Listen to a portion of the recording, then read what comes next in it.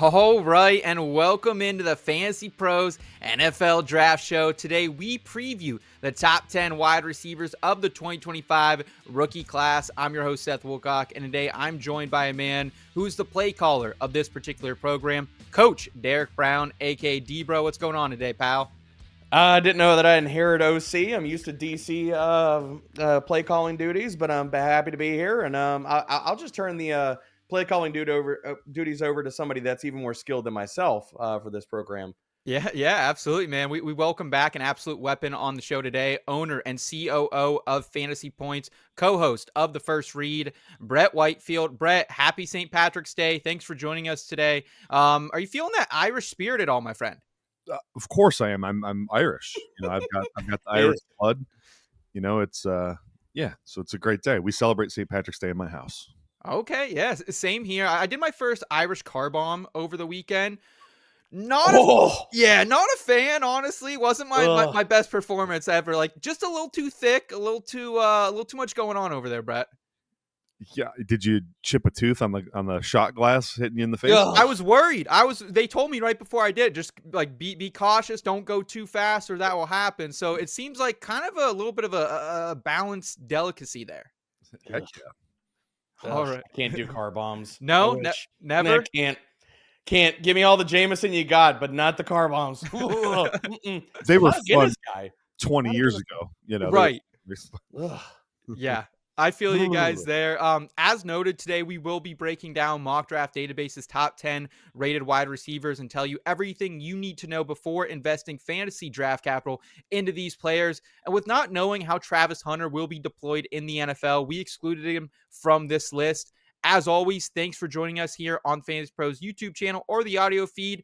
Please, the easiest way to best support us for free is give this video a thumbs up if you enjoy this type of content. Also, subscribe to the channel if you're new. And before we dig into the top 10 wide receivers to get our consensus rookie rankings, all you got to do is head over to the Fantasy Pros website. You can get our Dynasty rookie rankings, the latest redraft rankings as well at fantasypros.com/rankings. You're going to get hooked up with our latest ECR for free. Again, that's fantasypros.com/rankings. You're going to get hooked up with our ECR for free. And gentlemen, let's go ahead. Let's dive into the wide receivers, because if you pull up that ECR, at the top of almost every single ranker's rookie wide receivers is Arizona wide receiver Tet McMillan. The 2024 consensus All-American has finished top 5 in the nation in receiving yards in back-to-back seasons now, connecting with quarterback Noah Fafita for over 2,700 yards in that span. I think with his catch radius, his yards after the catch ability, he is one of the true alpha receivers in this class. But not everyone agrees, specifically with Tet playing in the Pac-12 in 2023, the Big 12 in 2024. Brett, are you in line with consensus that Tet is the clear wide receiver one of this class? Yeah, I'm not only in line with it. I think there's an ocean between him and number 2, personally. Yes. Okay. Yes. What are you seeing from Tet that makes him the clear wide receiver one? And where would he sit compared to last year's class, you think? Yeah, so last year's class, he'd be right kind of in the neighbors O'Dunes bucket for me. Okay. I think you can make an argument that both those guys are better prospects than Tet for sure. But you traditionally, or historically, I should say, Drake London, he scores very favorably to Drake London for me. Very similar profiles as well. I think what really stands out for me, and I just can't get enough of, the NFL has gone away from the big X-type receiver, and I don't think it's necessarily because they want to. I think there's not an abundance of skilled players that are 6'4" anymore. Those guys are now playing edge and tight end and other positions. Right. And so when you get a guy like Tet who is 6'4" and has the movement skills, and more importantly, the change of direction skills that he has for the size, it's ridiculous. And that's you see a top-notch route runner, and it's really rare to say that about a guy that size. That's why I like the Drake London comp. If you actually created a spectrum between Drake London and Mike Evans and two different play styles but similar body types, he falls somewhere between those guys as far as what he can do on the football field.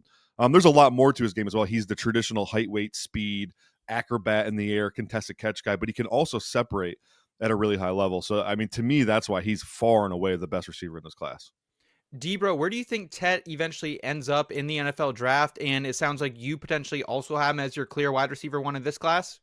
Clear wide receiver one in a tier by himself. People can miss me with this whole Matthew Golden, wide receiver 1, whoever Yeah. else, pick your flavor. I don't really care. Like, he is a plug and play X alpha in the NFL. He should be a top 5 to 10 pick in the NFL draft. And I just think it's funny, man. When we get all these narratives and people start talking about the class and stuff, they get so hung up and they're like, oh, but he's like Drake London, but he shouldn't be a top 10 pick in the NFL draft. It's like, which one is it? You think he's Drake London or you don't think he's a top 10 pick? Because both of those things are not true. Fine. If you want to compare him to T. Higgins and Cortland Sutton and players like that, that I get that.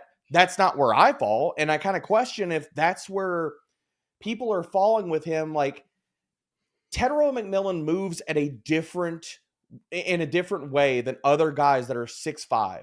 He should not be able to move the way that he does. And Brett talked about this. His immediate acceleration and his start-stop ability at that freaking size is special. And so I'm not going to sit here and talk about other wide receivers who don't profile as the way that I think you should view Tet, and honestly, man, like, is he is a plug-and-play guy that can garner 130 targets from day one. And that, to me, that's a top 10 pick in the NFL draft. Like, let's not get it twisted. And with Tet, if you see a guy that's freaking 6'5" and can run a crisp whip route, that should tell you all you need to know with his short area agility, dude. Like, guys that are that big don't do that. Yeah. They don't. And players like T. Higgins and Cortland Sutton can't do that. They are not the same. They don't offer the same ability as Yak. And I'll take it one further.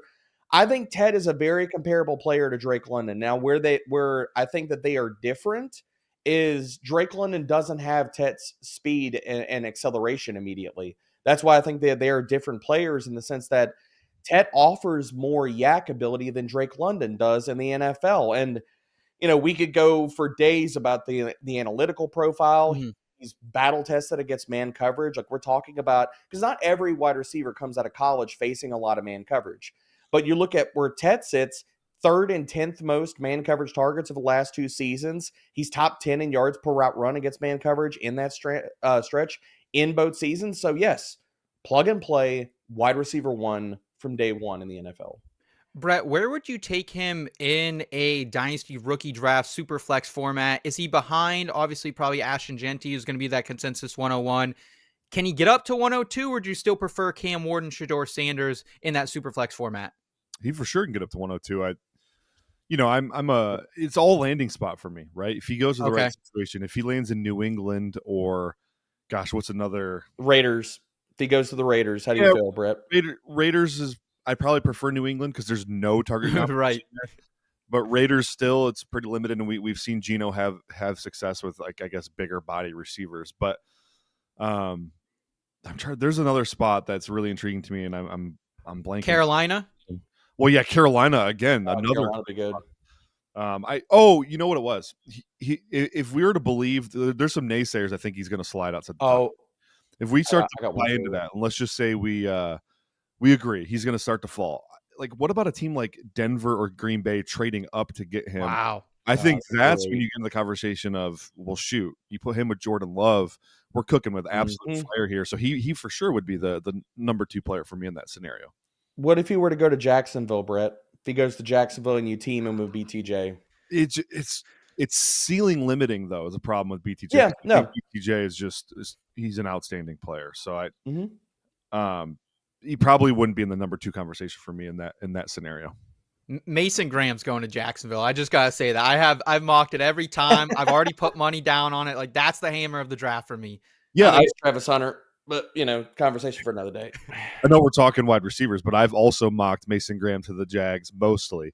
But the messages of the combine were sort of weird. They were kind of off-putting because Michigan was listing him at 315 pounds.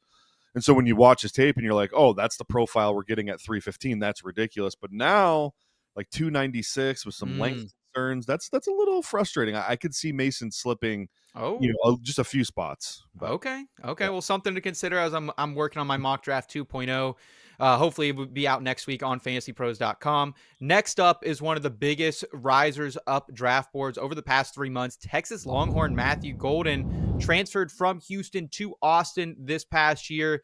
He was a consistent playmaker for Sark's offense down the stretch, posting 162 yards in the SEC championship game against Georgia, another 149 yards in the Peach Bowl against Arizona State. I thought he had elite speed when he got the ball in his hands, specifically on crossing routes. It translated to the NFL Combine, where we hit an absolute gainer, 42-1 on him to run the fastest 40 at the position, clocking in at 4.29 seconds. Debro, where do you stand on the former four-star recruit following that impressive performance at Lucas Oil Stadium?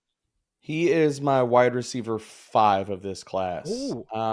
People could be surprised by that. I like Golden. I mean, I'm not going to double count the fact that, what he ran at the combine. I think it was very impressive. Now, was he faster in that time than what I saw on film? Yeah, some. I thought that he was going to be fast, but I mean, we can, again, quibble about how fast he is. I just think his game is really easy as far as how it translates to the NFL. And I'm going to ask Brett a question here. Out of the last few classes, you and I had a talk in Mobile about a guy. And when I describe all of this, I'm hoping that you pick up on what I'm putting down here, Brett. But player that was incredibly fast.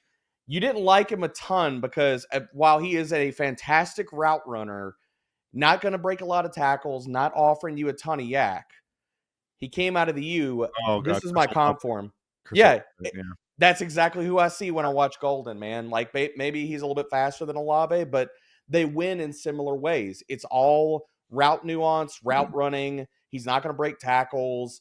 We could question about size and his ability in the red zone and things like that. There are differences to their games, but that's who I see a lot when I watch Matthew Golden. I mean, do you see something different, Brett?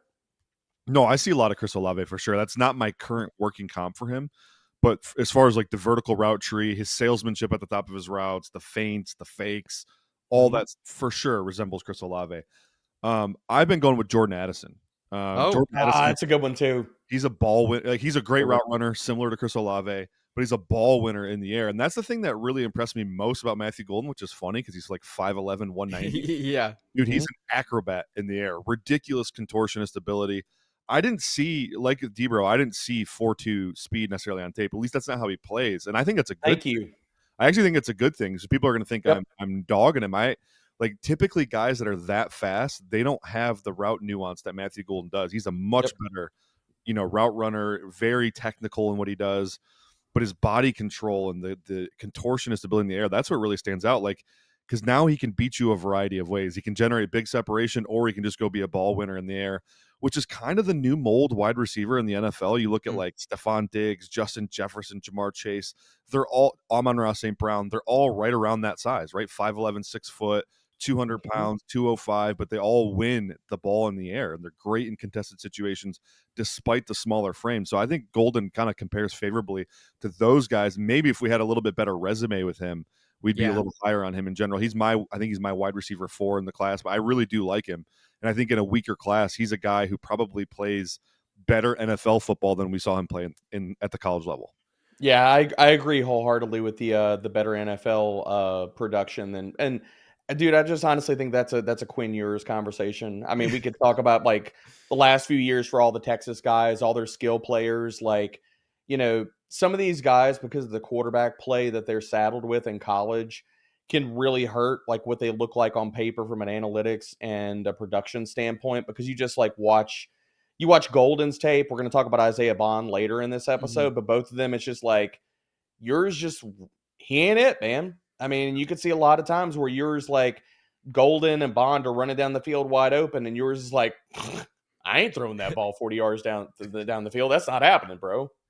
It also doesn't help that the year before he was with Houston, who I don't know if you guys watch a lot of Houston football, but not the most entertaining brand of offense by any means. They're a very much ground and pound, win with defense type of program. So I can understand why that would hurt his overall production profile coming out of college. Brett, do you think he is a first round pick? But after all this steam, do you think he's probably maybe in that even top 25, top 20 conversation?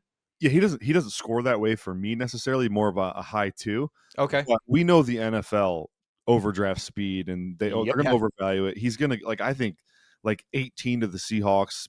Actually, maybe 12 to the Cowboys. People start having the conversation. Oh, wow. Yep. I agree. Seahawks to go with Cup. Like, they need some vertical explosiveness badly when you talk about Cooper Kupp and JSN, who are both good route runners, but they're not guys who are going to really stretch you out. So at a certain point, they, someone will take the bite. I don't. It's maybe hard to predict, but somebody will for sure take the bite. Okay. I think Seattle is his floor, Brett. I agree with you. I think Dallas, the teams inside the top 20 that make the most sense for me for Golden is Dallas, Seattle, and I'm going to throw out Arizona. They need somebody to stretch the field too. Great fit. Yeah, him with Michael Wilson and Marv would just be awesome. Yep. Love it. Love it. At wide receiver 3, it's Missouri's Luther Burden, who was a lot of analysts' wide receiver 1 coming into the 2024 college football season. However, with Mizzou underperforming as a whole, quarterback Brady Cook in and out of the lineup, Burden's production from a yardage standpoint nearly cut in half this past year, even being outgained by his counterpart Theo Weiss. Brett, I've seen Burden mocked anywhere from as high as top 10 to outside the first round. Where do you have the 6 foot flat 206 pounder going, and how do you think his game translates to the next level? I'm a little confused. So the first time I was on the show, you did this to me where I thought we were talking something and we didn't talk about metal bands. I thought that's what today you said we were talking about NFL caliber wide receiver prospects. So I'm just why is Luther Burden on the list? I'm just confused. Oh no, the internet's not going to be happy with you, Brett.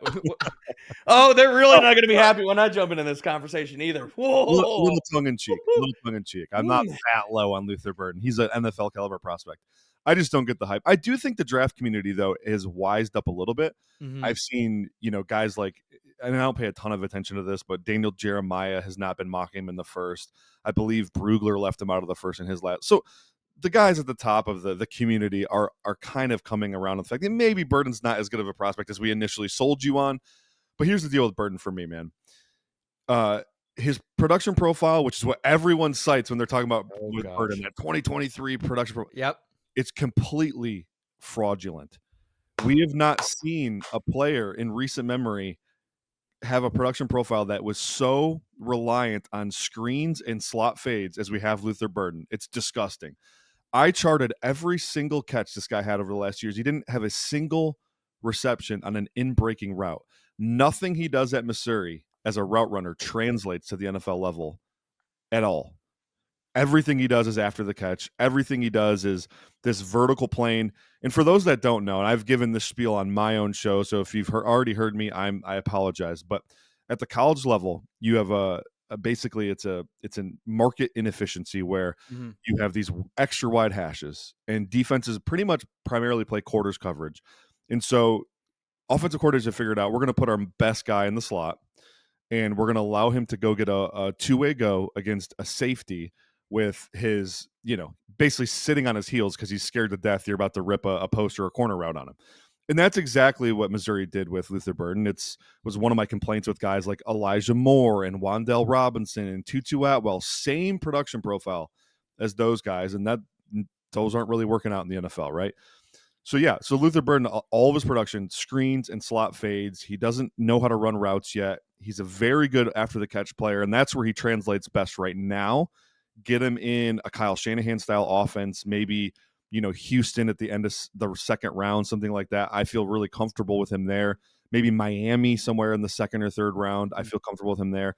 As a first-round player, though, completely absurd, and I just don't see it at all. Well, D-Bro, it sounds like you're kind of in this same boat, especially probably from a fantasy lens, where at one point this guy was being mocked in a lot of rookie drafts, 104, 105, and I thought it was an egregious overpay, and I'm out at consensus even in the first round of rookie drafts. I'm out. Yeah, he's not a first-round prospect. He should not go in the first round of rookie drafts. Luther Burden, Brett, where do you have him ranked at? I've got him at wide receiver 7. Yeah, I have him 8. Yeah, like I've toyed with like pushing him a little bit lower, like at 8 or 9. I am not a Burden stan, and for all the reasons that you mentioned, and people talk about the production profile and how he dipped, like that doesn't matter to me at all. That I just want to throw that out there. Like I don't care about that. That doesn't matter to me. Like I'm looking at the archetype of the player, and we talked about this before we turned the mics on and everything like that. Please, when you talk about Luther Burden, get Zay Flowers, get DJ Moore out your mouth. These are not comparable players. These are not the same guy. They don't win in the same ways. They don't have comparable games just because, you're talking about an athletic guy after the catch does not make him Luther Burden. Just because you're talking about another guy of a similar build, they are not the same archetype. Zay played on the outside. DJ Moore played on the outside in college. Both of them were route runners. DJ Moore was a little bit more raw entering the NFL, but still, they're not comparable players. Luther Burden, like for everything that Brett talked about, he runs out of the slot. They got him free on, like, there's so many different ways. And for me, when you look at guys going into the NFL, give me the guys that were, I can just ask you to go play traditional wide receiver. Like those guys where I can put you on the boundary, I can put you out there and just go route dudes up. That's not Burden. Burden is going to have to go somewhere where it's going to be gimmicky. You're going to have to get him free releases, whether that's motion, rub routes, the formation, bunches, things like that. Like, that kind of stuff is going to happen to him in the NFL. That's all he freaking saw in college, dude. So, like, go ahead, Brett. That's a great point. So, like, for me, when I'm doing my evaluations, one of the things that really elevates guys' scores for me is positional versatility, right? Yeah. We talked about a guy like Tet McMillan, who he profiles as an X receiver, a throwback, but you can also play him as a Z receiver. You can also move him in the slot as that big power slot guy. With Luther Burden, he's basically a slot only type, and that limitation automatically takes him out of the first round conversation for me, unless he was so special at that it was a can't miss situation, and it's just not for me. I also have two crazy stats I want to throw at you guys. Oh, please. Over the last 2 seasons, Luther Burden only has 333 receiving yards when lined up outside. That's wow. Bottom in the class. Bottom in my top 20 guys. And then 55 receptions where the depth of target was deeper than 5 yards. For comparison's sake, Tet McMillan, 139. Jayden Higgins, another guy I really like, 129.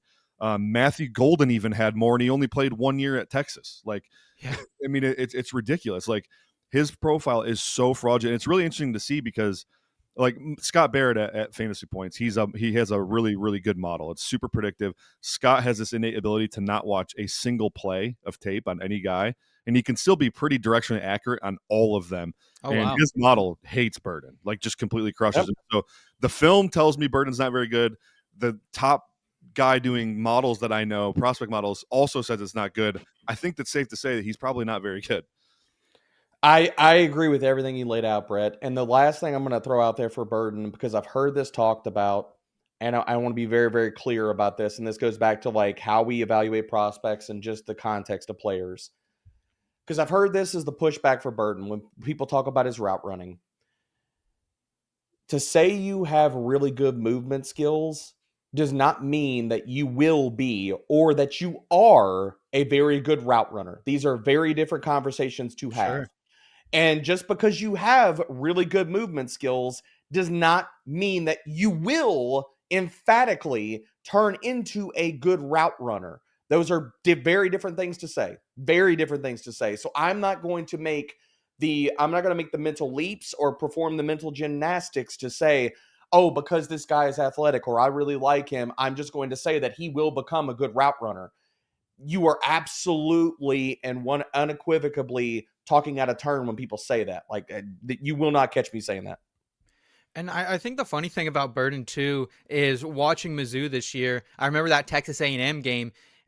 Speaking to Brett's point about a low ADOT, he finally caught like a long bomb, a seam right down the right side of the field, and then it got called back. Missouri ends up getting blown out this game. Wasn't even close. They were, supposed to win that one. I lost a lot of money that day, and I remember I'm like, that's the first time I've ever seen Luther Burden, catch a long bomb, and it got called back. So, I think that kind of just goes to show that maybe he isn't that type of player that we're looking for when it comes to a dynasty or redraft perspective in fantasy football. Before we keep it moving, if you want a chance to win a signed Stefon Diggs Texans jersey for free, courtesy of our friends over at pristineauction.com, all you have to do is subscribe to the Fantasy Pros YouTube channel right now. Drop a comment below on any Fantasy Pros Dynasty podcast video, and that's it. We'll be announcing a winner right here on the channel, so make sure you turn on those notifications so you can be alerted when new videos are up and claim your prize. Ohio State's wide receiver, Emeka Egbuka. He slots in at wide receiver 4 for us. This is a very shifty slot wide receiver. Can also line up as the flanker in 2 wide receiver sets. He can beat you both short and deep. The 6'1", 202-pounder posted over 2,800 yards in his career, ranks 25th all time in career Big Ten receptions with 205. Great run blocker, great teammate by all accounts. Could get him drafted early come April. But the only issue is that he never led the team in receiving yards, playing with some all-time greats like Marvin Harrison Jr., Jeremiah Smith, JSN, Chris Olave, Garrett Wilson. The list goes on and on and on. Debro, a lot like Justin Jefferson when he was coming out at LSU. Can you forgive Egbuka for never being the true alpha for the Buckeyes? Yeah, dude, because Egbuka's good, man. I don't get really caught up in a lot of that stuff. Like, I understand, like, earning market share targets Mm-hmm. and things like that. A lot of that gets really muddied whenever you play with a lot of other freaking studs in college. Yeah. How we want to dice that up and things like that. I think some of that also comes back to like offensive design and again, different and a much more nuanced conversation for a different day. But with Ibuka, I think contextually, the type of player that he is, it's really easy for me. Take whoever you love as far as route running, and maybe they're an okay athlete, not a special athlete, like JSN, Keenan Allen, Robert Woods. This is the archetype of player we're talking about with Egbuka. It's route running. It's just freaking getting open, man. And he gets open for days, man. Really deep release package. You could put him in the slot. I think he can play outside. He's probably not going to be an outside like primary player in the NFL, like probably like 60% at least in the slot, maybe a Mm-hmm. little bit higher depending on team fit and stuff like that. But again, this is a guy that's going to get open for days. He's probably not going to give you a ton in yak and tackle breaking ability. Now, I know in saying all of that, he was top 16 in yak in 2 of his final 3 collegiate seasons. I do think that another point of context is the ankle injury that he had in 2023. He needs a True. tightrope procedure. So for me, when I'm watching Egbuka, I watched a lot of 2022 and I watched the late season 2024 tape. I kind of threw the early 2024 tape kind of in the trash, just coming back from tightrope and knowing a lot of guys don't come back and hit the ground running. We've seen that in the NFL enough that where I didn't feel like I'm getting the best version or I'm really seeing his skill set. But I mean, yeah, that's the way that I look at Ibuka. And like another reason why I kind of push back on like, I'm not telling you that this class is full of elite wide receiver prospects, but I think it's better than people give it credit because I think Ibuka is going to go in the second round in the NFL draft. I think depending on the situation, we're talking about a player that you're going to earmark, if not this upcoming season, but in the next like 2 to 3 seasons, he's going to be a consistent, like very strong wide receiver 2 for an NFL offense and earning like somewhere in the neighborhood of 120 targets. And for me, that's a player we should be excited about. Brett, where do you stand on Emeka, and do you think you could maybe get into that first round conversation? Could he? Sure. I think some of the free agent and trade moves that have happened have maybe Yeah, eliminated that because I think one of the better same. spots for him was Pittsburgh, perhaps. Agreed. That's where I was mocking him. Yeah. Or the Rams or Houston, all of them address wide receivers, Yeah, so it kind of crushes him in the first round. Rams could definitely still be in the mix because they do Fair. have a vacancy at slot, although they're paying Tutu Atwell $10 million this year, which is really good. Yeah, so here's where I'm at on Emeka. So he profiles for me as like a power slot type wide receiver. I know he only weighed like 200 pounds at the combine. I think he was light because he was going to try to run fast. He ended up not doing a lot of testing in general, right? But Mm-hmm. Mhm. I do think he plays heavier. Ohio State traditionally listed him at about 215. So I think he is that more power slot profile. And you see it in the way he plays. He's super tough. The guy exudes toughness. He is a good route runner, but it's mostly dismantling zone coverages. I wouldn't say he's a man beater at all. But Oh, the way he runs with like significant tempo, he is a really high IQ player. He kind of just has a great feel for when to push crossing routes, when to set them down. He's also fantastic after the catch, and the toughness really comes out after the catch where he will fight, scratch, and claw for every inch. He's a chain mover. My working comp for him right now is Rashee Rice, where it's like mm, I think Rashee profiled very similarly, where he played a lot on the outside in college, but his best work was done in the slot. Kansas City obviously agreed with me on that. He goes to Kansas City as this just uber dynamic zone crusher who you get the ball in space. He's getting a ton of yards after catch, breaking tackles. I see Emeka profiling very favorably to that role in the NFL. I'm not saying he can't play on the outside either. I do think he has limitations with his vertical route tree from the outside, okay. where it's like the ROI on him being an outside wide receiver pales in comparison to what you're going to get with him in the slot. So it's like there's just not a reason to do it to me. You mentioned 2 wide receiver sets. Yeah, sure. He can play. He can stay on the field for 2 wide receiver sets. That's fine. Maybe some reduced alignments, kind of how Cooper Kupp was used in LA last year, where he did get a lot of reps on the outside, but they were from those reduced alignments. I think Egbuka can do all of those things. Also, I'd be remiss if I didn't talk about the guy's catch radius. He's a quarterback's best friend there, especially for a guy who does most of his damage in the middle of the field where it's congested and dangerous. He's not going to let you down. The ball comes his way. He is getting hands on it. He makes absolute crazy adjustments just like that, like a bullet thrown 7 yards behind him. Somehow he's getting his hands on it. It doesn't make any sense. For a quarterback, like I think of like, a guy like Bryce Young could use somebody like that in his offense to replace Adam Thielen. Drake May. Drake May. The problem is they have so many guys that don't have any juice as it is. It's like, can we please get someone with some freaking athleticism? Yes, please. But yeah, I mean, a young quarterback's best friend versus you can just rely on this guy to haul in pass after pass after pass, and in the right system, he could be a really high volume guy. I agree with you, Brett. I think like top 40, like I'll stare at all these teams at the top of the second round, like send him to Cleveland, send him to Tennessee, send him to Jacksonville, send him to New England. Any one of those 4 teams, let's go. Chicago, we know Ben Chicago, loves yep. That'd be a great spot for him. Yep, agreed. Until proven otherwise, like I'm just going to keep taking swings on these Brian Hartline developed wide receivers from Ohio State. Sir. I mean, professional wide receivers. No one deserved that job as offensive coordinator more than Brian Hartline. Like I was so happy that he got promoted, man, because he has been just doing, the Lord's work out there, developing wide receiver prospect after wide receiver prospect. So, I'm going to keep taking my shots on Egbuka, man. The only thing annoying about Hartline is the next guy is always the best I've ever coached. Stop, dude. We know that's not true. Well, I mean, he said that about Jeremiah Smith. I mean, Brett, come on. He's right about it. Jeremiah Smith, that might be the best wide receiver prospect ever, Brett. Ever? Oh, come on. Oh. What do we have? I guess the wide receiver I'll say that. 2 years. Bookmark this. 2 years from now, Brett, we'll be back here breaking down Jeremiah Smith potentially going first overall because that guy's an absolute weapon. Next up, though, is one of my flag plant prospects in this draft class, Stanford wide receiver Elic Ayomanor. Playing in one of the worst offenses in the country, the 21-year-old posted back-to-back seasons of 62-plus receptions and 6 touchdowns. His claim to fame includes that 2023 matchup against Travis Hunter of Colorado, where he went for 13 receptions, 294 yards, 3 touchdowns, and an overtime thriller win for the Cardinal. He also posted a 9.67 relative athletic score at the NFL Combine after running a 4.44 second 40-yard dash at 6 foot, 206 pounds. Brett, I know we talked earlier in the process and you were all the way in on the 21-year-old. Do you feel the same after the impressive showing out in Indianapolis? No, him testing as an elite athlete really pissed me off. I'm out.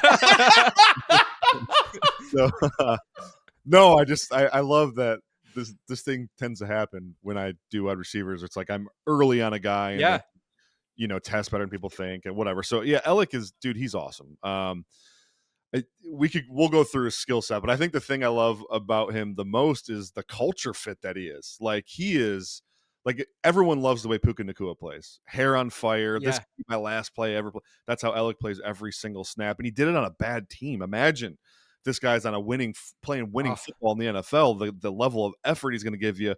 One of my favorite plays he had was as a run blocker where he literally bounced a corner out the club. I'm talking 20 yards. He bench pressed this dude and then threw him out of bounds. Like, just you're out of the play. Like, you're done. You're not allowed back in. I love it. Every play he plays with that ferocity. So, but from a skill set standpoint, man, big, rocked up, muscular frame. You see the work he puts in with his body. That always gives me like a high level of confidence that this guy's going to be not, like it sets the floor pretty high. The expectations of him being a hard worker are there. You hear what people say about him. He's incredibly intelligent. He checks all those hard work boxes.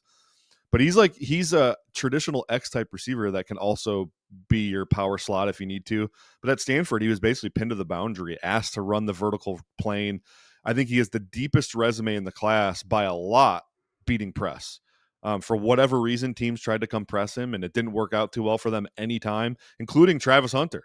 Travis Hunter got absolutely bodied in 2023 against Elic Ayomanor, who I think had 170-plus yards and 3 touchdowns in that game. So he was the one player in college football that beat Travis Hunter several times in the same game. So, yeah, he's awesome. He's a route winner. He's a ball winner. Does he have room to grow as a route runner? For sure. We didn't see him run like a lot of dig routes, for example, or not even a lot of slant routes. A lot of it was purely vertical. He gets a lot of what I call free yards, because he's so good at his release package. He can play in the DB's blind spot, and then his ability to slam the brakes and stop on a dime are great. So you get a lot of like hitches where the DB goes flying by. He uses a lot of like throw by techniques. Sure. Built-in free yards. DK Metcalf gets a lot of similar yards that way, where it's like the vertical stuff is so threatening, the way he attacks the outside shoulder, that you're forced to give him the underneath, and he's going to rack up a lot of free yards in the NFL. D-Bro, where are you at on Elic? I don't like Elic as much as Brett, because I know Brett's over the moon for him, but I really like him, man. I think Elic's a very good player, man. Like, you want to talk about, again, I agree. I think that he doesn't get enough credit for the route running that he has and his ability, man. Like, varied release package. I love how Brett talked about it, because, dude, it was a ton of downfield stuff. Like, we're talking about a player that over the last 2 years, 14.2, 14.1 ADOT. So when you look at how some of these guys are deployed in college, and it affects, not only does quarterback play fall into this, because I think that we could have a very long conversation about quarterback play and ball placement influencing contested catch rates, as well as just yak and things like that. Like, so when you're used down the field like that and your ADOT is so high, yeah, you're not going to probably have a great profile in terms of yak, because a lot of times, unless the quarterback is leading you perfectly, hits you in stride, a lot of those balls are not going to be where you're taking it to the house, or it's 20 more yards on top of like a deep target. So again, giving some of the analytics more context here, but I like Elic a lot, man. Like, I think, I don't think he's a very dynamic, like, yak threat, but I agree with Brett as far as the physicality. He can break tackles, especially when guys come at him high. Like, he's just throwing dudes off of him. But you see that a lot with the taller wide receivers. If guys go for their legs and stuff, maybe you can get him down. But I think Elic, the big things for me is I think he's a much better route runner than people give him credit for. I understand that he has an 8.7 or higher drop rate over the last 2 years. I think he's got solid hands, man. Like, I'm not that worried about that. But Brett, I'm curious about, what do you think about his drop rate over the last 2 years? Because I think I'm not that worried about it, because I think the technique, as far as from what I can tell on film, looks solid to me. And you see this guy make so many special plays outside of his frame, right? Whether it's with body control, but also, like, you got to not only have the body control, but you got to have the hands to sit here and come down with some of these freaking catches. And if you're doing that, I'm willing to throw the drop rate out the damn window, dude. Yeah, pretty much all of his drops are concentration drops, where it's like he's running before he catches the football. If the end point on any given play is the catch, I don't think he dropped a single pass. Like, I mean, honestly, like, whether it's an end zone 50-50 ball or a back shoulder ball, like, if the end result of if the play ends with the point of the catch, he doesn't have to worry about running, he's been fine. I think there's players with far worse hands in this class for sure, and it's pretty much always just him. Like, honestly, I think 3 of his drops last year were on screens. Oh, wow. We're just like, oh, shoot, I messed that one up, like Jameson Williams style, It's like, also, it doesn't help that Ashton Daniels was one of the most inaccurate quarterbacks. I mean, talk about some tough tape. That's some tough tape that guy put out there. Brett, is he still a first-round pick for you? I know when we talked to you prior to the Senior Bowl, you had him maybe as a back half of the first-round guy, someone who can maybe sneak in. Do you think from a betting perspective we should maybe be betting Elic to go in the first round, or maybe hit his under when that gets released? Yeah, that's a good idea, the under, because I'm guessing that'll come in around like 50. Okay. That's fair. Yep. So he doesn't score technically as a first round player for me, but I think he's like 25th on my board. I only have 20 or 21 first round grades. So, by my math, he should go in the first round, even though it's, back 10 or so. Green Bay at 23 would be just an absolute dynamite spot for him. Yeah. They need a go-to receiver in general. I think that's the thing that's kind of plagued them the last 2 years, is they've been playing the money ball approach at wide receiver. they have 4, 5, 6-man rotations even when everyone's healthy, and it just doesn't really work. Ridiculous. Quarterbacks don't like that. They need continuity. They need that consistent, reliable, hey, I know the exact depth you're running that route at. We have that connection. So I think that'd be a great spot for him. I think Houston to go with Kirk and Collins would be a great spot for him. But there are landing spots at the end of the first, I think, that makes sense. I'm not necessarily predicting that, but I do think if he were to go in the first, it would be one of those teams. Okay. At wide receiver 6, it's Ole Miss Rebel Tre Harris, the fifth-year senior, dominated Conference USA early in his career with Louisiana Tech. He then was the perfect fit for Lane Kiffin's offense, finishing 5th in the SEC in receiving yards in 2023 with nearly 1,000, then 2nd in 2024, going over 1,000 yards in just 8 games played this past season. Debro, Harris certainly isn't the fastest wide receiver this class. He clocked in just around a 4.54 second 40 time, but he's as good as it gets to me when it comes to possession wide receiver. Where do you have him ranked roughly 6 weeks away from the NFL draft? I know this is the guy that I earmarked on this show sheet that Brett and I are going to have the biggest division on. I already know what's coming, dude. I love Tre Harris, and I know that Brett does not. Tre Harris is my wide receiver 2 in this class. I really like Tre Harris, and I know Brett doesn't like him, but we're going to get into it. You look at the analytical profile. I mean, it's fantastic, dude. I mean, over the last 2 years, he's been 1st and 9th in yards per route run. You look at man coverage, 1st and 18th in yards per route run against it. He can break tackles. He was also top 20 in yak per reception last year. I think he's got a well-rounded skill set, dude. I think he's a good route runner. I know Brett is going to disagree with me on that. But I like Tre Harris, man. Like, although I don't think that he's a burner, I even wrote this up in my profile before the NFL Combine. I thought he had 4.5 speed. I think he has enough route nuance and build-up speed to where, fine, we're not going to ask him to go down there and win on 9 routes every single time, especially in the NFL against 4-3 corners. But can you get him on a deep over? Can you get him on posts and things? Like, yes. So I think that he uses his size well. I think that he's strong at the catch point. 60% or higher contested catch rates on contested targets in 2 of his last 4 seasons. Tre Harris is one of my flag plant players. So now I'm very enamored to hear Brett tear him down. I know it's coming, dude. I know we sit on opposite sides of the aisle. We've handheld for the most of this show, but I knew it was coming. Put him up, baby. What do you got, Brett? Let's go. All right. Well, I'll start with the fact that I think he's very limited in his route running potential. I think he's very tight in the hips. He has a tendency to run everything super duper high and can't really sink his hips and explode. You combine that with the fact that he doesn't have a lot of salesmanship in his routes, and a lot of what he was asked to do at Ole Miss was purely linear. It's like Debro, you mentioned the deep overs in the posts. Like, that's it. That's all we got in the toolbox is sure. So he's Diami Brown. Great. Cool. I guess we can work with that. Late 3rd round pick, and he's going to sign after his rookie contract for 1 year, $5 million somewhere. Great. That's about where I'm at with Tre Harris. So, the production profile is cool when you look at yards per run and stuff like that. But it's the Lane Kiffin offense with one of the most accurate quarterbacks in college football, if not the most accurate quarterback in college football. Who probably throws those 2 routes we mentioned better than any quarterback over the last 5 years. So, yeah, I mean, there's a lot of things working in his favor to kind of boost that production profile.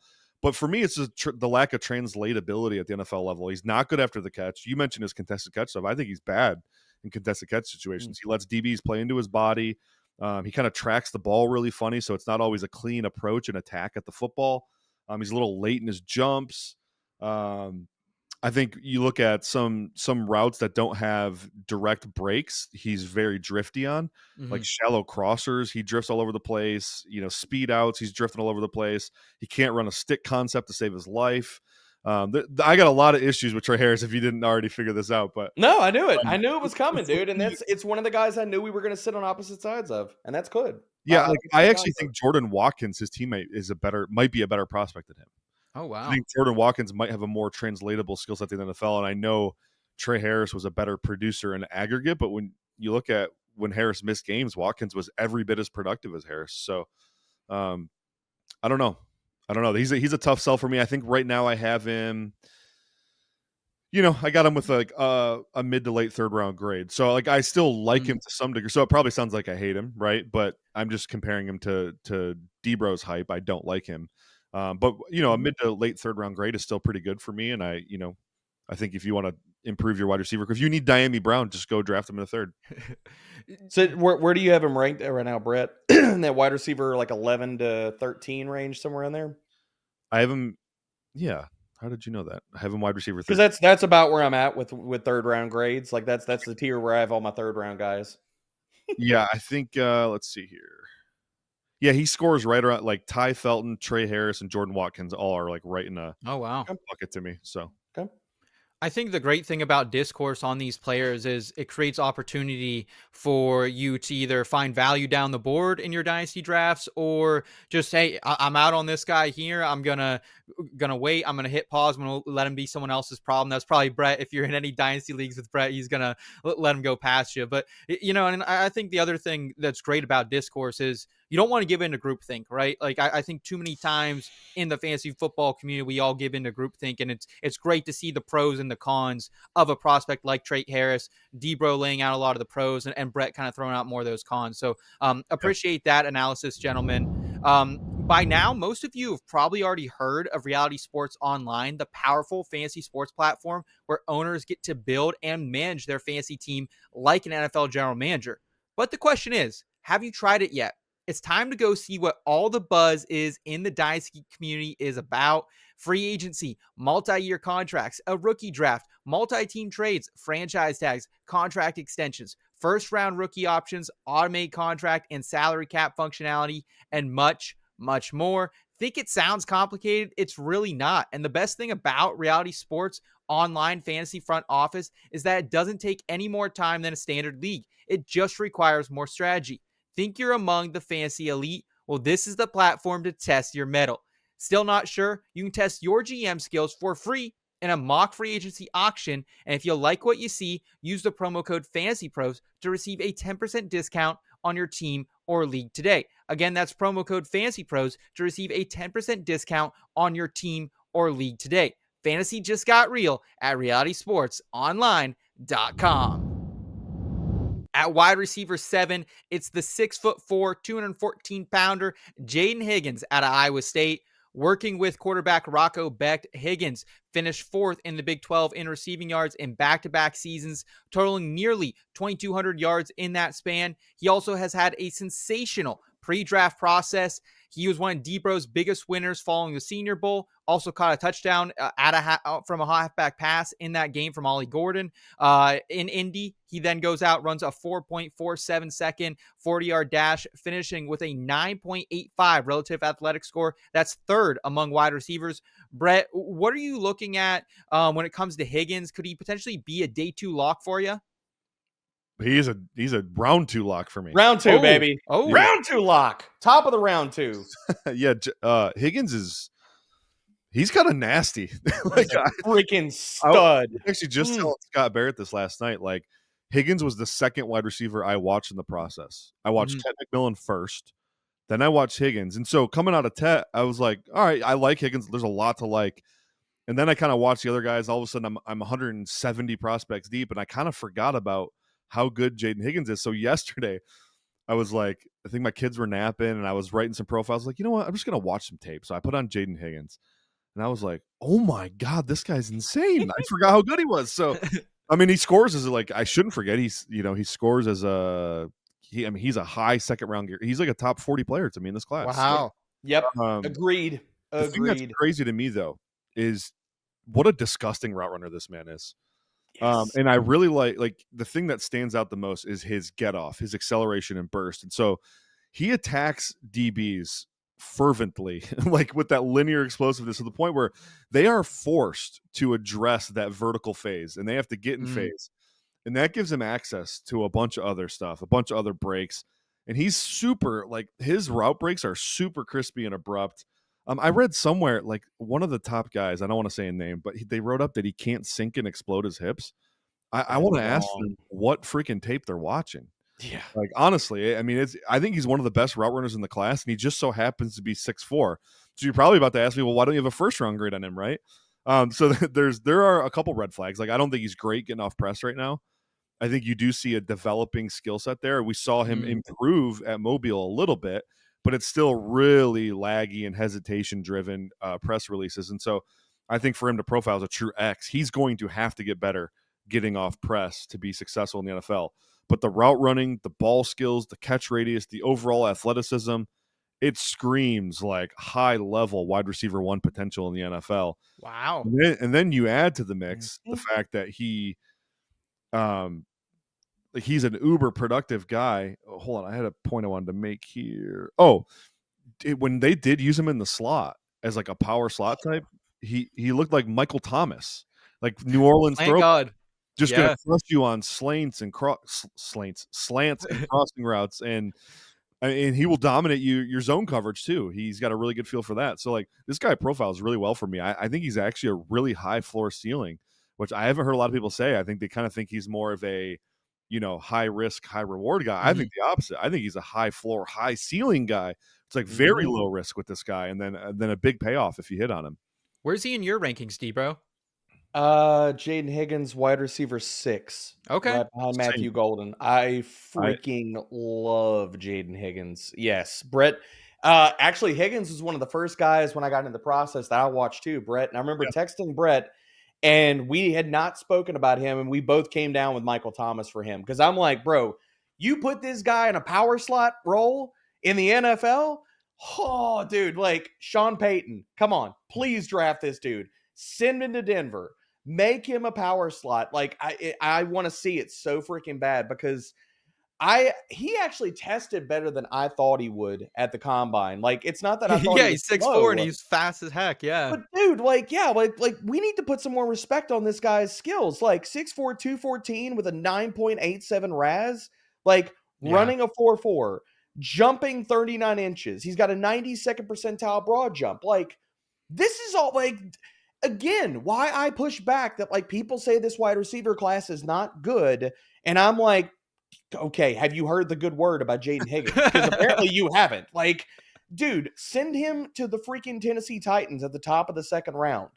Send him to any one of these teams that needs another wide receiver. Like, I want it so bad, dude, because he tested well. He's crushed the entire process. He goes to Mobile. He proves again the concept of his route running and his ability to get off, man. Like, I think the biggest thing that I can bring up with Jayden Higgins is, yes, do I want to see him in a power slot? Do a role? Yes, absolutely. Can he win? Because the big thing where you get to high volume guys, it's can you win on crossing routes? Can you win on ins and outs and hitches? Higgins could do all of that, dude. So like he could gobble up volume. The biggest thing that like I guess, and I'm curious where you sit on this, Brett, is his vertical route tree and threatening vertically. Like I don't see as much consistency with him running nines or anything deep as far as the same type of nuance and route running, like where he can just crush you in the short and intermediate. But some of that I think is he wasn't asked to do that a ton because again, I don't want to slam him, but two of these wide receivers that Brett and I are extremely high on from Iowa State, I am not high on Rocco Bech.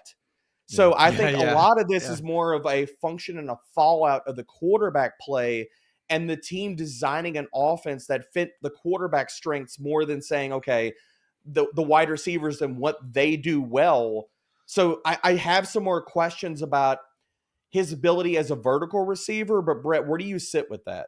I think he's perfectly fine there. So here's what you mentioned: the quarterback play. That was an issue. But you also got to look at the way defenses played him. And I started my kind of monologue about him by saying the way he attacks you vertically, the way he puts pressure on defensive backs, they are forced to engage with it. And so when we talk about the way he dominates on slants and ins and outs and stuff like that, he gets access to all those routes so easily because of that vertical drive phase where he is pushing DBs backwards to where they have no choice but to like either full on turn and run or they're in such a deep backpedal they can't react. I actually put this in my write up on him. He let me see if I can find the exact quote. I can't find it because I'm not a very good reader, but basically he forces defenses or defensive backs to go from playing anticipatory coverage to reactionary coverage. And that's the biggest key to generating separation in the NFL. If you can make a defensive back react to you rather than anticipate you, you've killed them. They're dead. And that's what Higgins does. Okay, love it. Next up is TCU's Jack Bech. And I've got to give credit where credit is due. D-Bro, you've been all over the former Horned Frog throughout this entire process. You even featured him in our first show of the offseason. Brett was on for that one, our Senior Bowl preview. He went out, dominated that week in practice, was then named the Senior Bowl MVP after catching 6 receptions for 68 yards and the game-winning touchdown in that game. This came just a month after he lost his brother in the tragic New Year's Day attack. Also had a pretty good combine, posted a 9.45 relative athletic score. Still, I feel like the overall Dynasty community is extremely divided on the TCU prospect after he had just one season of true elite collegiate production where he had 62 receptions, over 1,000 yards receiving, and 9 touchdowns. D-Bro, I don't care about the 1 year of production in today's college football. I don't think you do either when it comes to this Louisiana native. I do not. No, and I want to give first shout out to Lafayette, Louisiana. Jack Bech grew up about within an hour from where I'm from originally.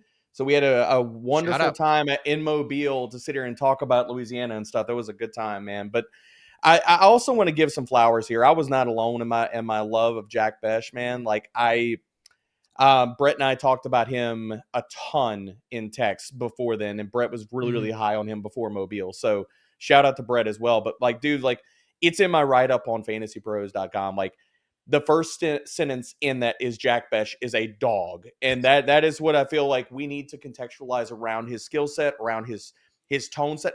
He is a guy that whatever team, and just before we get into his skill set, any team that drafts him, he is going to be a culture fit. He is going to be a locker room guy. He is going to be a tone setter. He is going to help in all those departments. This guy plays his ass off every freaking snap, 125%, whether it is run blocking, whether it is route running, it doesn't matter. Like you'll see guys, I'm not saying take snaps off, and I don't knock them for this, but when the ball is not going, they're not the first read in the play.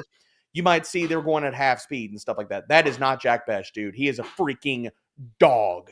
So looking at his skill set though, man, I think Jack Bech is a player that we talked about. We've already mentioned this once in this show. I think his NFL career is going to look immensely better than anything he did in college, from the sense of he is still molding his game. He is still finding different levels to his game for a player that, again, just going back and talking about where he started at LSU as a freaking tight end. So his first season in college, like just for everybody out there, he wasn't even a wide receiver. He's cut weight. He's switched multiple positions. He has inside, outside. Again, Brett talked about this earlier. Inside, outside versatility to his game. He's played in the slot. He's played on the perimeter. He can win in both aspects. And I don't think his analytical profile is going to highlight just how good of a wide receiver that he is. Like, I'm not putting him into the same ilk, but you could do a lot of the same things that the Rams do with Puka Nacua. Put him in tight, put him in line, ask him to chip, run routes. A lot of the same ways where Puka wins, Jack Bech wins too, in the sense of it's not only route running. Can he separate early? Can he separate late? He's also extremely strong at the catch point, man. Like his hands are like vice grips.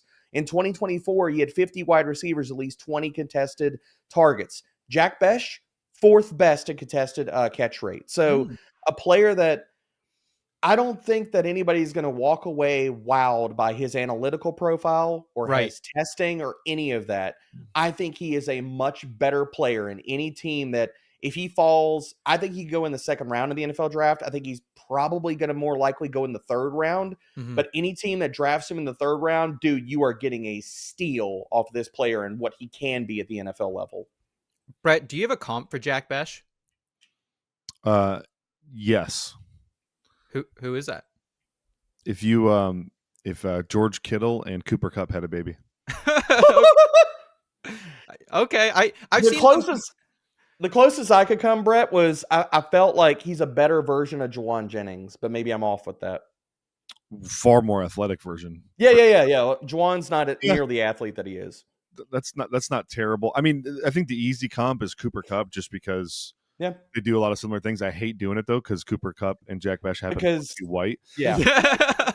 And I think there might be some white guy fatigue with this, right? Like, because I think he's way better than a third round prospect. I think I've mocked him in the first round several times. Oh, I agree. Wow. But where do you think he goes in the NFL draft, though, Brett? Do you think he gets into the second round? I don't know if it happens, dude. I think so. Lad McConkey went third pick of the second round last year. Yeah. I think they're comparable players, comparable prospects. So McConkey had a little more vertical juice, while Bech has more of the intangibles, strength, hands, catch point prowess. But I mean, you nailed it. Both, versatile inside out guys.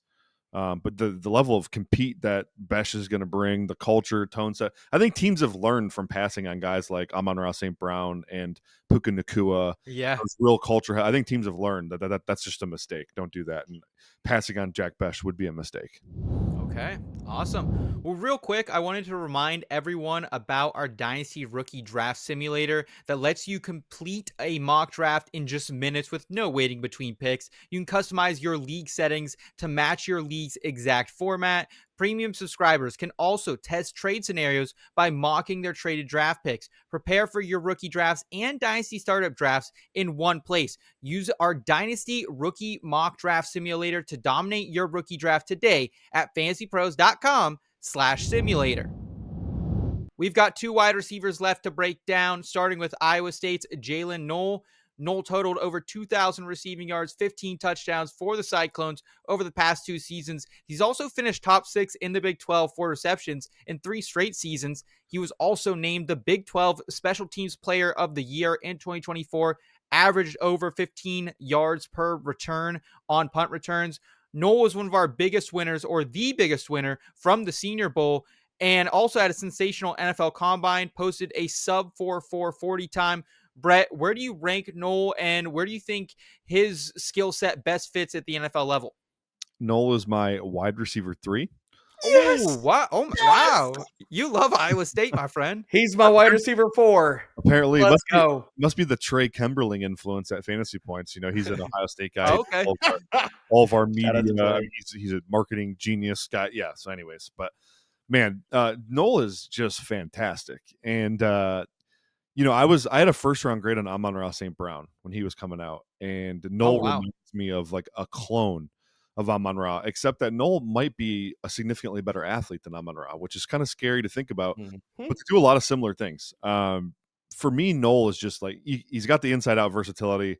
We've beat that's a dead horse at this point. So, but he's an explosive, snappy route runner. Like that is where he wins. He has some hilarious reps on tape where he sends cornerbacks into another dimension. Like it's like watching Allen Iverson in the 2000s hit a crossover where it's like the defender's now over there and I'm shooting a wide open jumper. Yeah. Right. Like Noel has reps like that on tape. There's some things to his route running that he needs to clean up, like detail wise, but obviously the potential's there. I like the fact that he's only 5'10. I kind of like because it helps him lean into that snappiness as a route runner.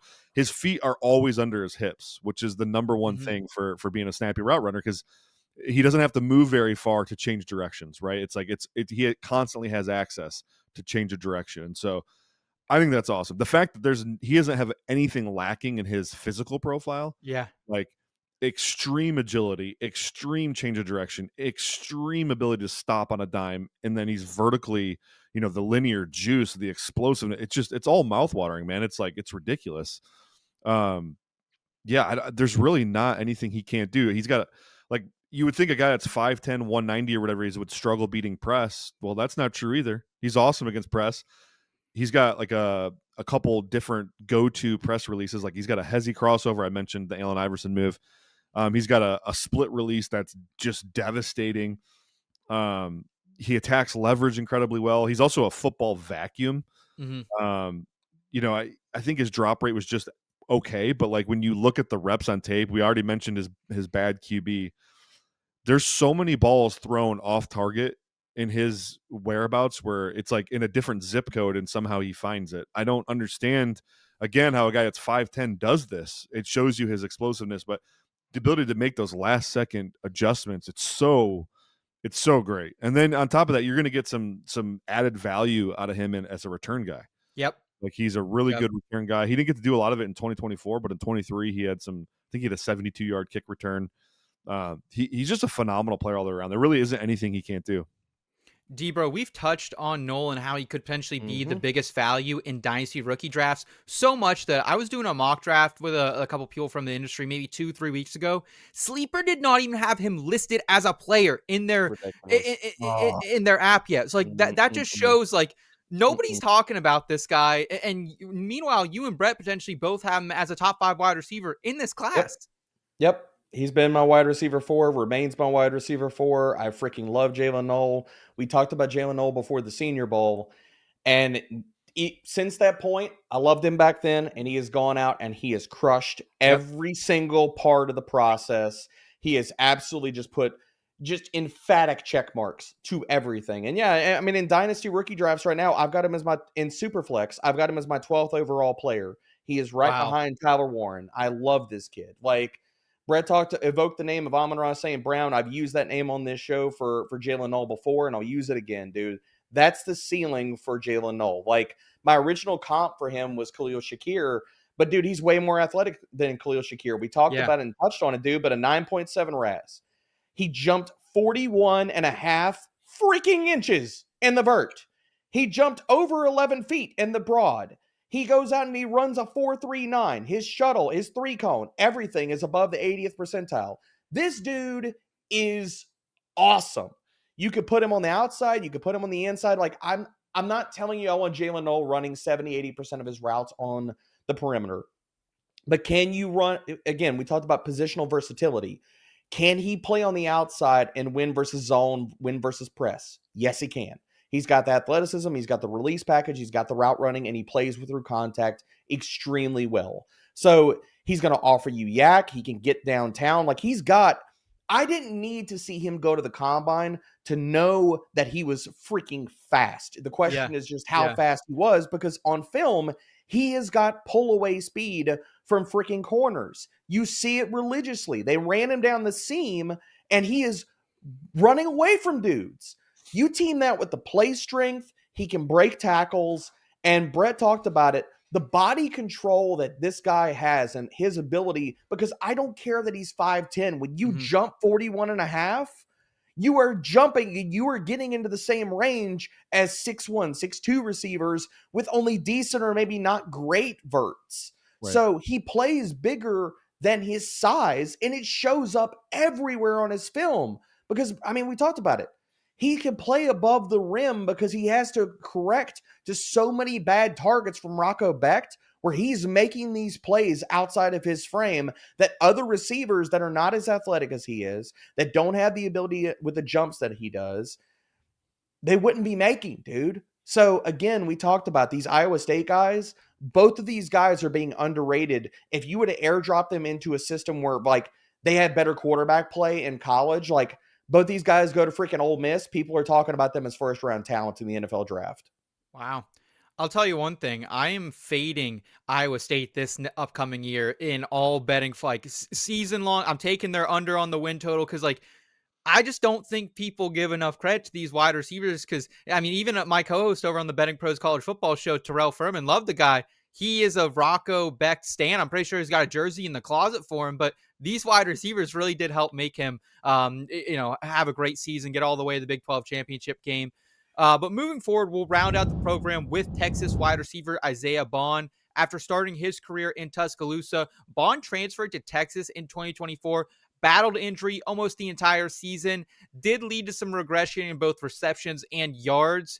He went on and on and on about how he was going to break Xavier Worthy's 40-yard dash record, had it as the background on his phone, just to post a 4.39 second time.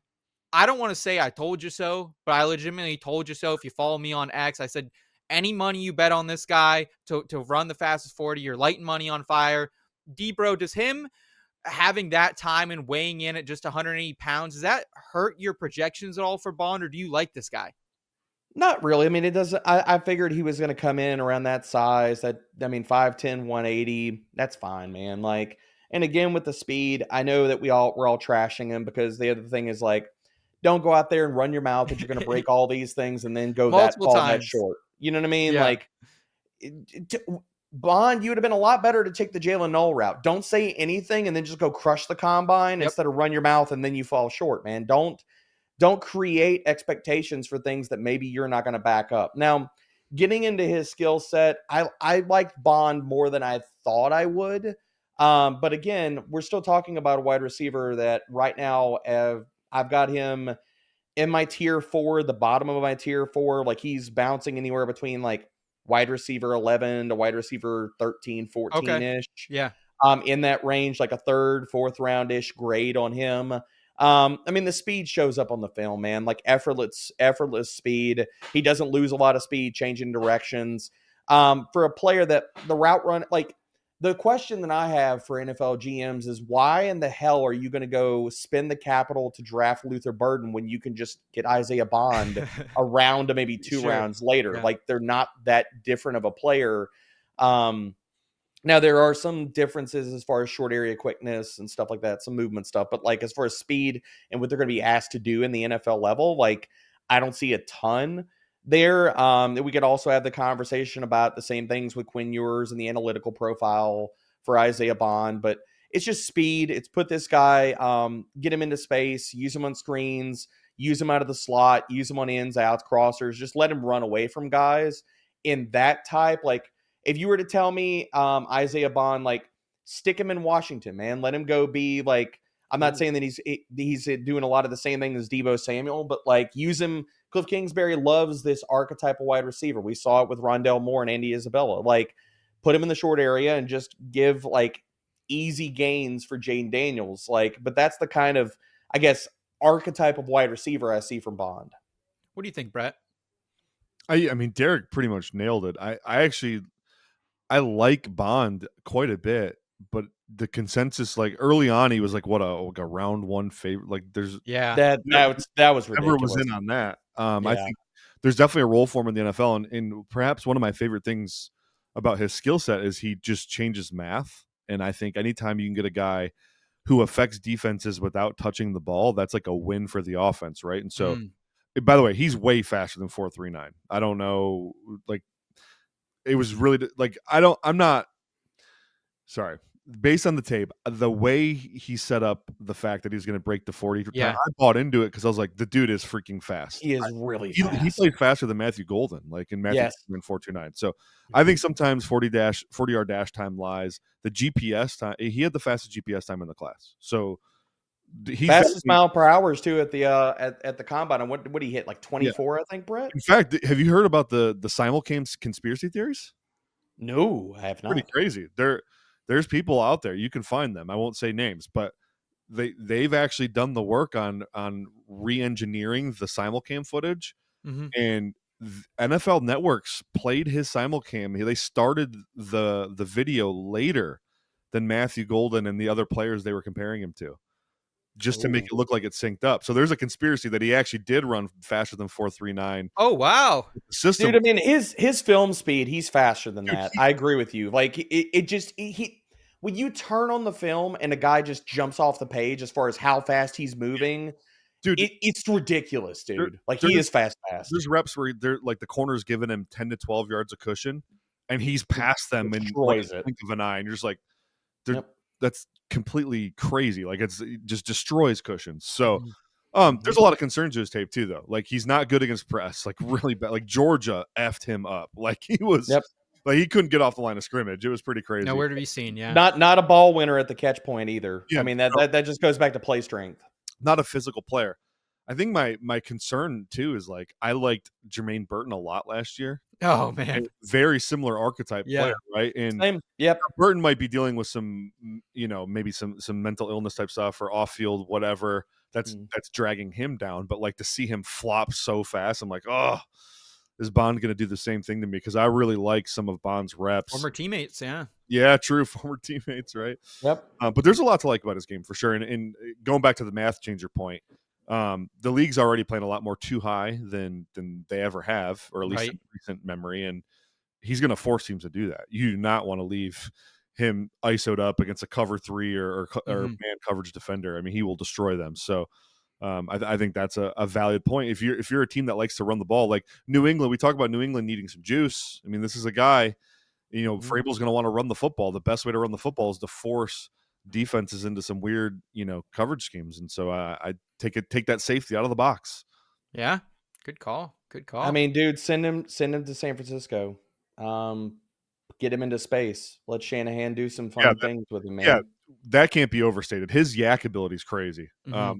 I like it better than Burden's just because it's JMO-esque, where it's like, Yeah. he's not going to juke you out in the open field, but you just won't get hands on him, period, Right, because he's right. getting past you. So I don't want to go to the same, like, there are a lot of differences. And I'm going to bring this up, but curious what your thoughts are, Brett. Very different players in some aspects, but dude, like, put Isaiah Bond in the Xavier Worthy role that KC rolled him out in the second half. Like, just motion him, get him into space, feed him underneath targets. Like, I could see that in the NFL. Could you? yeah, 100%. Good stuff. Well, Brett, thanks so much for taking time out of your busy work and gym routine to be here with us today, man. Never skips leg day. Never. Never. Can you please let the Fantasy Pros family know how they can best find you, best support you throughout the rest of the NFL draft process? Yeah, so we got two major ways. I mean, there's more than that. I'll just give you the top two. Yeah. My prospect guide drops Wednesday, March 19th. Okay. So go to fantasypoints.com. You don't need a paid subscription either. It's free. So you just you need to create a login though, but all good. You log in, you get the prospect guide. It's good to go. And then First Read podcast. First Read on Spotify, Apple, wherever you get your podcasts. That's my show with Joe Marino. We hit NFL high level X's and O's convos, team building stuff, draft coverage. We kind of do it all. So it's fun. some recipes in there too. Oh yeah. There's a new cooking segment on the show because of whatever. Because Brett is a freaking basically a chef in training. The dude is a magician with food. Well, I might be tuning in specifically for those because I also like to cook myself, Brett. So I appreciate you being a man of the people and joining us today. That's going to do it for us on the Fantasy Pros NFL Draft Show. Thank you all so much for watching. We will be back next week to break down the remainder of the wide receiver class. Again, please like this video if you enjoyed it. Also, subscribe to the Fantasy Pros YouTube channel and the podcast feed for Brett Whitefield and Derek Brown. I'm Seth Woolcock. Take care, y'all.